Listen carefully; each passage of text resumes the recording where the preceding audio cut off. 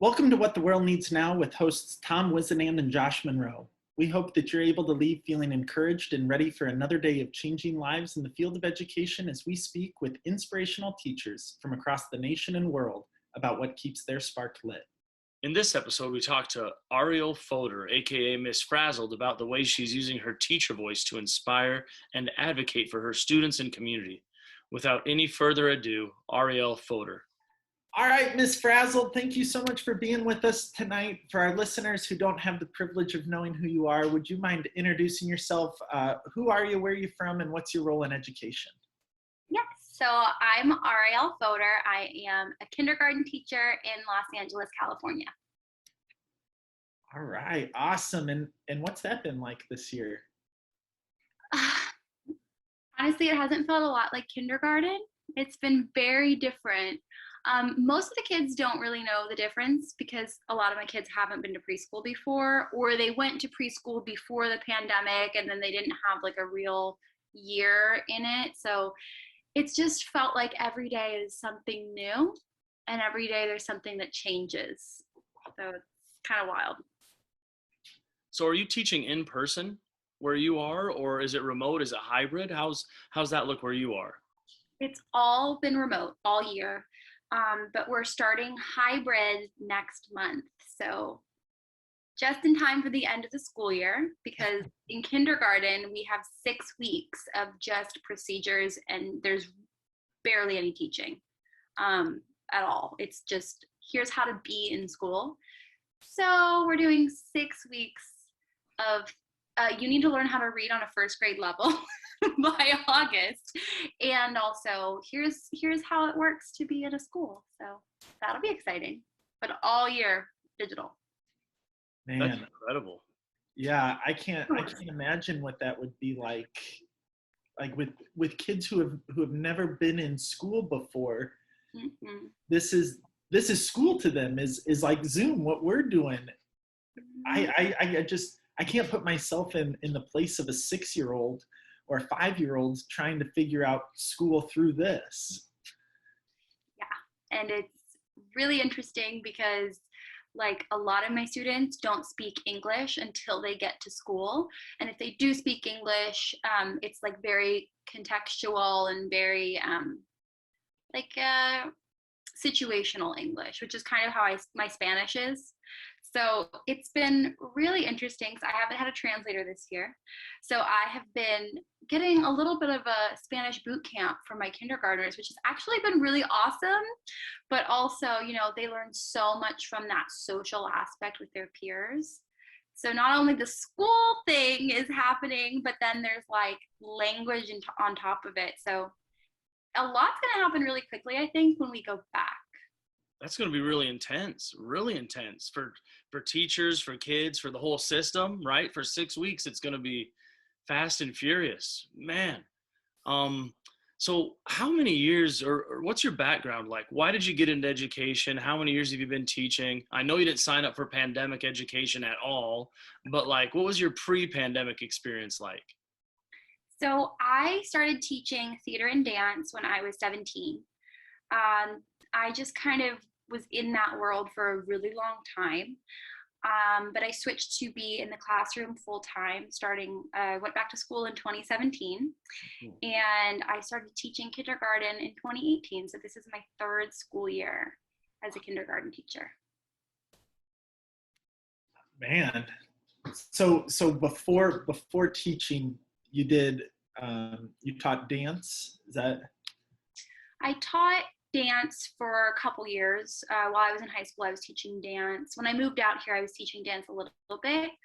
But I really was doing most of my work in Shakespeare and theater. So for 4 years, I was teaching Shakespeare to kids in the city. First, I was part of this company that did workshops for kids in theater and Shakespeare. And they would bus kids in from the city up to Topanga, California. We would teach them there. But then I also got involved in a nonprofit that worked in Boyle Heights. So I was doing that for a while. Awesome. We'll have to hook you up with my daughter Aspen, the 3-year-old who is the aspiring dancer in our family.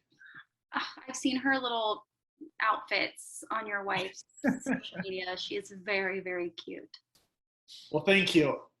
And I know that this year, so I want this to kind of almost be a two-part question, because I know that this year is really different. I'm curious, in what ways did you invest in your students and building relationships with them pre-COVID? And then how has that changed? What ways have you had to adapt this year?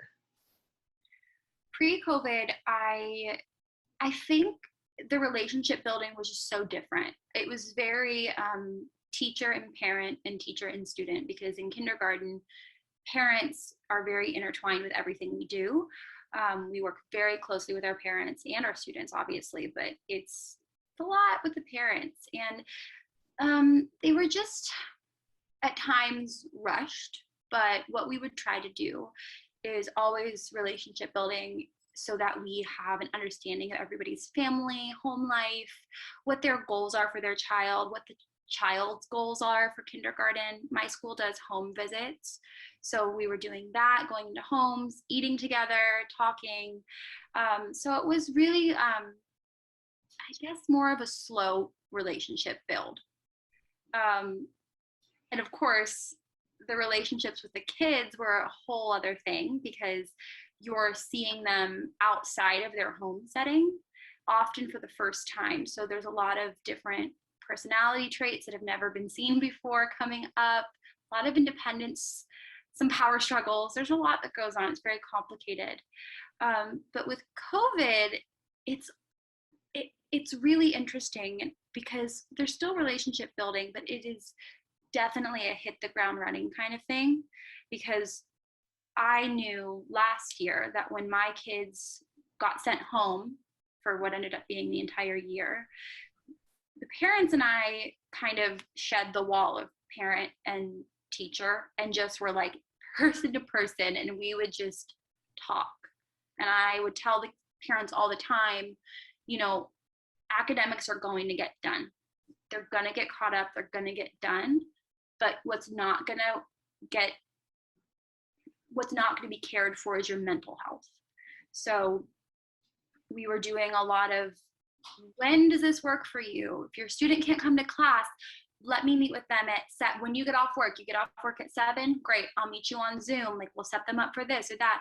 So it was definitely like a very different relationship, but wonderful, because I'm thankful that I built that foundation previously with them so that we were able to do that comfortably. This year with COVID, it right off the bat, I knew what I was going to have to say to them. I knew where we were going to have to get. I knew the struggles, for the most part, that my family were going to face. So I was very real with them. Right in August, I was like, okay, here's all the hiccups we discovered last year, but now it's with brand new people. So there are some parents that are really open with me, and there are some that are kind of still getting to know me, especially since I'm a member of the community as a teacher, but culturally, I'm not. I don't speak very good Spanish, as I mentioned before, and that's a real barrier, and that's been tricky. But with the kids, obviously, you know, we're continuing to relationship build as best as we can. I've really tried to intentionally set up moments of peer-to-peer interaction so that they are somehow developing social skills. And I've seen the growth where they start unmuting themselves and being like, hi, friend, like across the Zoom screen, which is just so adorable and something I don't know that I thought was possible. But it goes all back to that sense of academics are going to get done, but this year we keep hearing it like unprecedented, but it really is. And we need to care for our mental health and our families. And it's my job and educators' job to meet them wherever they are. So that's a really long-winded answer, but it's just been a lot of different types of relationship building, I guess. I absolutely love the fact that you brought up, you meet students where they are. And all this talk about learning loss, we've lost a whole year of learning.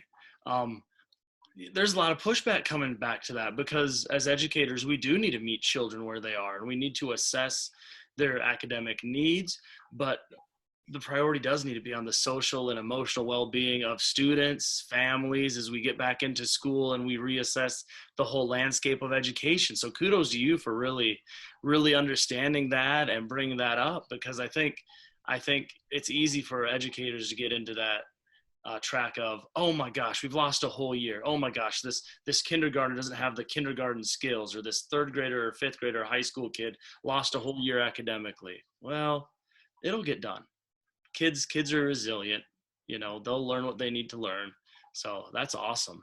Has there been a time this year where you've really questioned, what am I doing in education? Why did I dip my feet into this or jump into this? And then how did you get yourself out of that? I think in some ways it's been the opposite, where I kind of got to go back to the roots of why I started education. Because in this COVID year, it's really stripped back to like the essentials, what needs to get done. My school, fortunately, isn't doing state testing. We aren't doing anything like that. So we're just, like I said before, really truly able to like meet the kids as people where they are. However, there has been a sense of like loss for me. Like I said, the kids, most of them don't really understand like what school is or what they're missing out on, but there is this sense of mourning. I know that my team and I have experienced as kindergarten teachers, where we know where they could be. We know what it usually is like. So an ongoing practice I've had for myself this year is just stopping comparing this year to any other year, because you can't. It's just impossible. So really scaling that back and regrounding myself in, okay, this is what it is. You gotta make the most of where you are now. And I've talked to my students about making moments of joy together and like celebrating the little things, just so we can, I don't know, like get some hope in a year that has felt sometimes really not hopeful. I think that that's important for us to remember, is to not try to compare this to anything we've experienced before, because we haven't. I love that you're not doing the state testing too, because I think that that could be a dangerous trap that teachers fall into when we start trying to push a test in a year where our main focus should be making sure that students love being at school. I mean, they got the taste of what it's like to be able to choose whether or not to get on a Zoom, or do I really want to go listen to Mr. Monroe or Mr. Whisinnand, or would I rather pop on to Fortnite with Timmy and Tommy? And just making sure that we're making school a place that kids truly love to be. You touched on the nonprofit stuff that you've been doing kind of behind the scenes of teaching. Could you explain a little bit more? Because I don't want to speak for you, but I do want to brag a little bit that you're raising a lot of money for people, and I want to make sure that that's put out there. You're doing a lot of behind the work scenes for your students and for advocating for others. Thank you.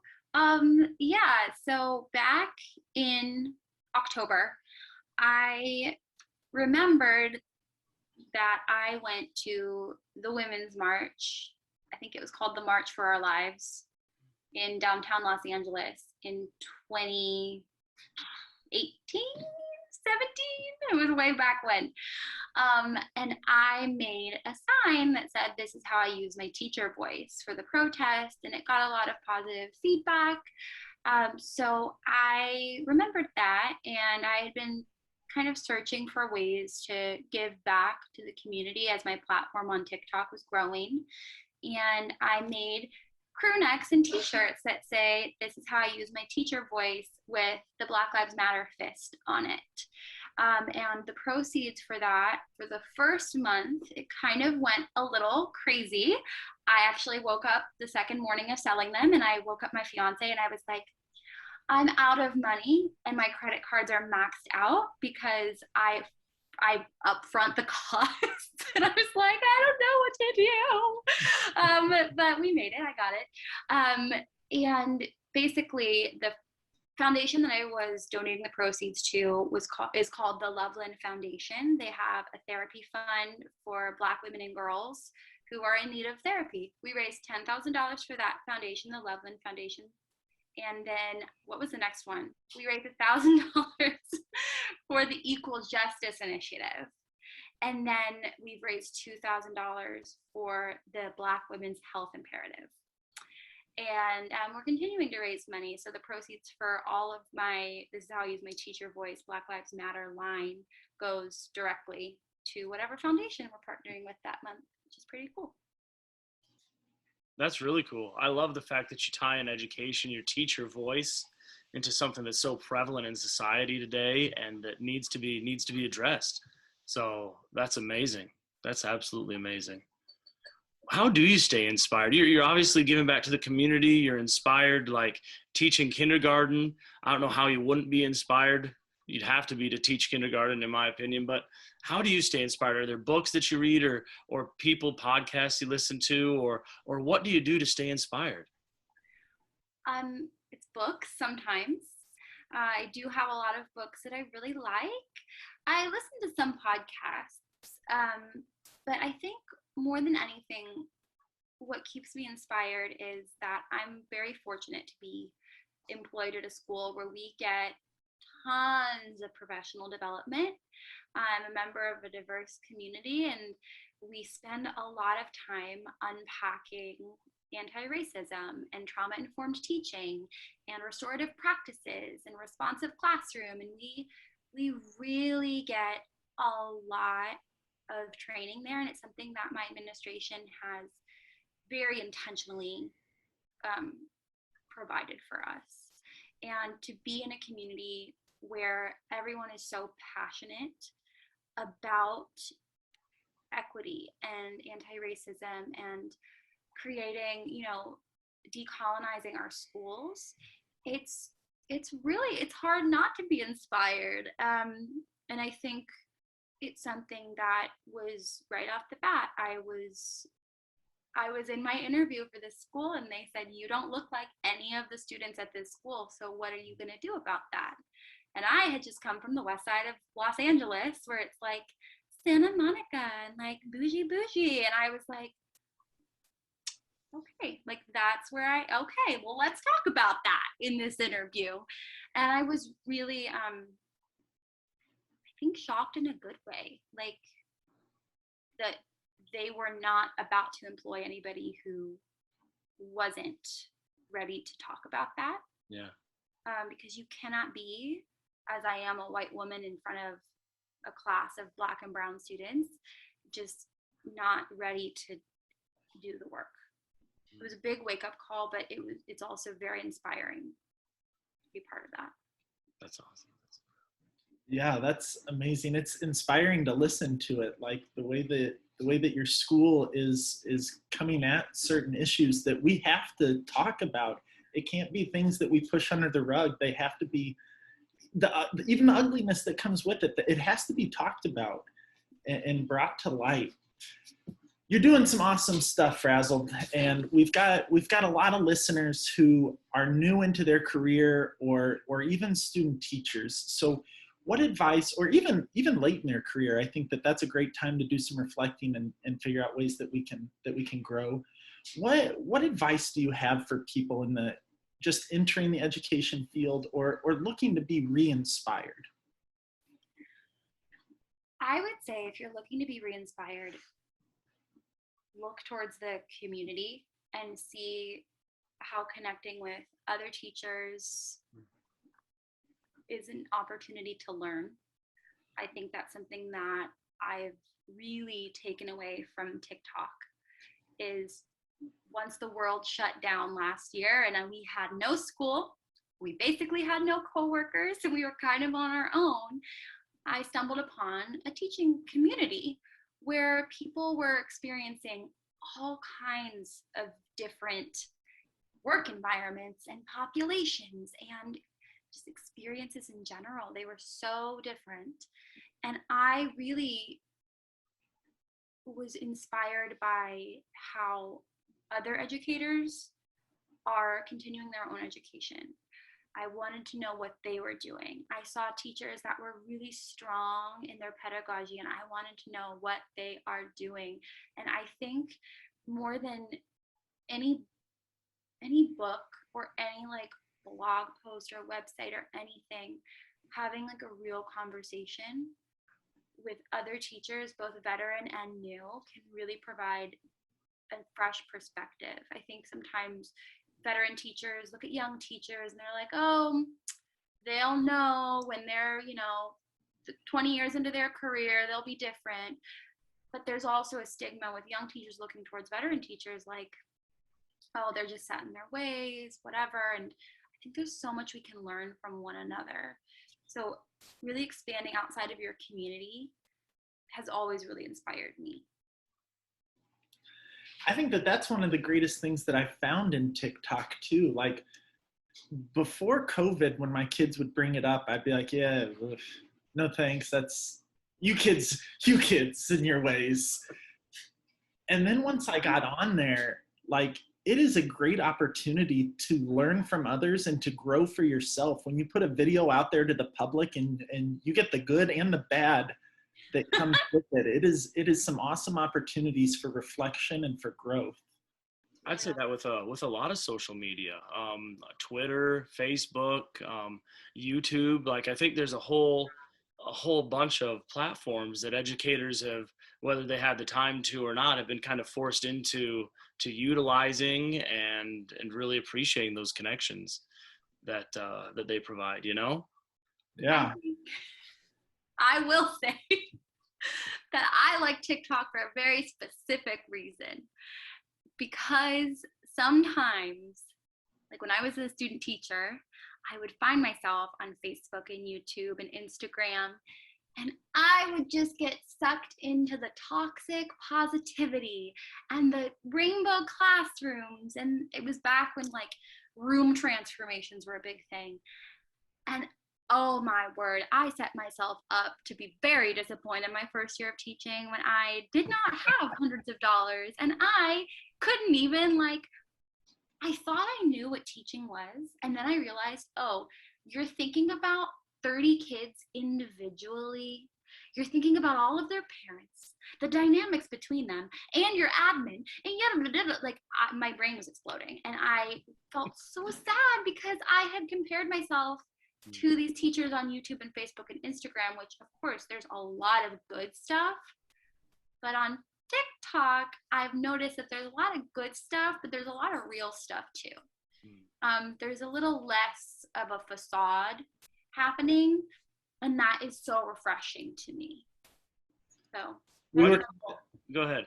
We were kind of talking about that before, about like, I don't know really how to use Instagram, and if I put something out there, it's not edited. I don't go through and try to make it look pretty. I haven't put together my room so that when you look at it, you are just taken away like that. We were talking about that, so it's funny that you bring it up too. Yeah, I am not. I remember when I started getting a following on TikTok, it was ridiculous because I sat in my living room and I was like, I'm not an Instagram Pinterest teacher. Like, I can't do this. I'm never gonna not do my makeup in the parking lot. I am going to be late with Starbucks on occasion, and I can't even pretend that I'm like the strongest teacher in my school. I can't make resources because I'm going to my friend's room. She's been teaching for 10 years, and I'm like, hey, what are you doing today? Can you teach me? So yeah, it's kind of interesting how there's like different vibes. Absolutely. So we're coming out of this pandemic, hopefully soon, next year, right? What do you think will be some of the biggest rocks facing educators on the other side? We talked a little bit about the social emotional well-being, the mental well-being of everybody involved, but what in your opinion, what are the biggest rocks? First of all, I think one of the biggest rocks is going to be just again, letting go of expectations. First graders are going to be a little below grade level, if not a lot below grade level. And we might have to reassess where they end up and how standards are distributed across the whole gamut of grades. You know, it might take a little, in my opinion, retweaking. And I think that's kind of hard for us. And I think it's hard for parents. I think it's been hard this year for me to look at parents who are asking, you know, when my son was in kindergarten, they were doing all these, they were reading at this level and they knew all these sight words. How can we get her there? And I'm like, first of all, they're two separate kids always. So we got to nix that right out the gate. But this is a special year where the rules, that what should have been or what was, you cannot think about. So expectations are a hurdle that I think we create for ourselves, but that is very, very real. And then, of course, like you said, like the social emotional part is going to be huge. I mean, kids that have met me for the first time and maybe only once are horrified of me, just as though it's the first day of school, just like we're in August and it's February. And I'm like, you see me every day. Like, you know me. And they're just like, you're real. Like, this is very strange. So there's this sense of easing students into the academic setting and the social setting, because there's so much that happens in kindergarten. There's going to be spillover from that into first grade. I don't know that I can really speak beyond my age group. I cannot pretend to know what y'all do in upper grades. I have no idea. But yeah, it's going to be a whole new thing, something else that we don't know yet. Yeah, it'll be interesting for those first grade teachers when their kids hopefully walk through the door on the first day of school, and you know, this student has never met this student actually in person, like to see how these kids are going to start interacting and talking and socializing with each other. That would be interesting to be there for that, to see how that works. Yeah, it's usually our jobs to make the class lists for first grade, which a lot goes into it. You have to separate kids by gender, and you guys, I'm sure y'all do the same thing, that it's like, okay, this person cannot be in this class with them, and it's going to be, we'll guess. We're going to do a little guessing, but we'll see. Well, we like to end every episode with asking a question that comes from a song from the 60s. It's Tom's favorite. Usually he'll karaoke it for us, but what the world needs now. And so we're curious, Frazzled, in your opinion, what is it that the world needs? And it can be education-wise, it can be society-wise. What do we need to be a better world? I have been thinking about this question all day. Have you been singing the song? Yes, it's stuck in my head. Now. Exactly. I was like, I can't just sing it, and that's a cop out. But I have been thinking about it all day. Like, you know, it's really hard when the world is kind of messy to just like pin down what it is that it needs. Mm-hmm. The thoughts that I'm trying to articulate is like almost a growth mindset thing. Like, we don't know yet how we're going to tackle education. We don't know yet what next year is going to be. I don't know how to phrase it, but it's definitely this like feeling like we need to be okay with not knowing what's next. And it's so hard to say that. And I want to specifically say that I'm only speaking in terms of education, because we are all aiming to create a better educational future and better schools and be better teachers. But I like that, because you're starting to go in the direction of like, we got to be flexible with things. We have to understand that this year has really thrown a wrench in what we were doing and the changes, the positive changes we were making. Like, it's going to take us a minute to figure out what direction we're going to go from here, because hopefully we don't go back down the same track.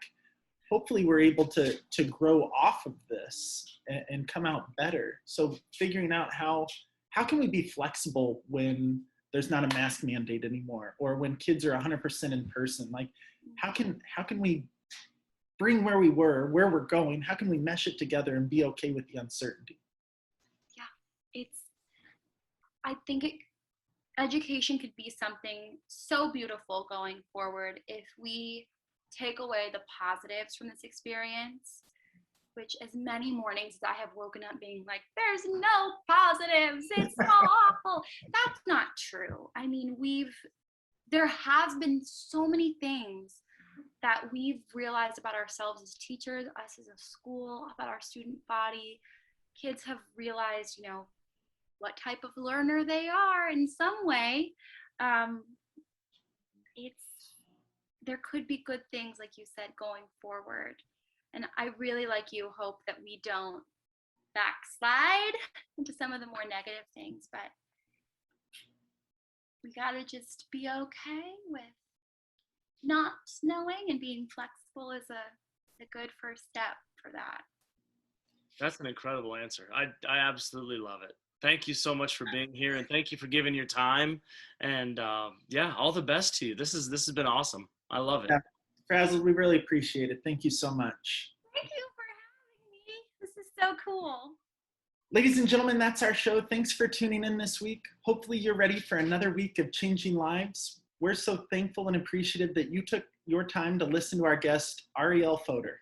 We hope that as you head out, you remember that the biggest factor that plays into student success is you. Your love, your passion, your empathy, your dedication is exactly what the world needs now. Thank you for everything you do. Have a good one.